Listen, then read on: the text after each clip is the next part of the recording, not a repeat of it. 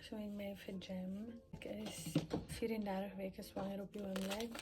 En al wat ek nou eintlik in die gym doen is op die pilatesbal en dit voel regtig baie goed. Ek sal dit definitief recommend as jy ook so ver in jou swangerskap is. En ek sal kyk of ek vandag by weight training uitkom of hoe ek voel. Maar andersins gaan ek net op die pilatesbal oefen, ons sal sien. Ja, ek moet sê om oefening in te kry op die oomblik is regtig baie lekker en om aktief te wees. Stap is nou nie my beste maatjie op die oomblik nie. Maar ja, ek stap baie stadig teen soos 'n baie lae incline op die treadmill.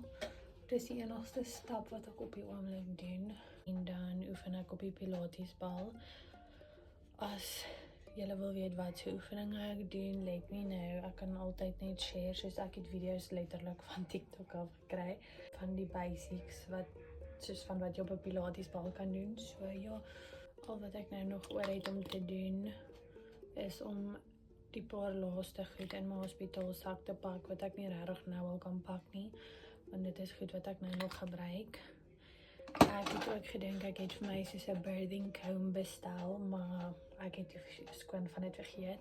So ek wil eintlik kyk of ek dit iewers anders by 'n winkel kan kry, want ek voel dit gaan vir my kan werk. Verder is al die ander organizing nou basically klaar.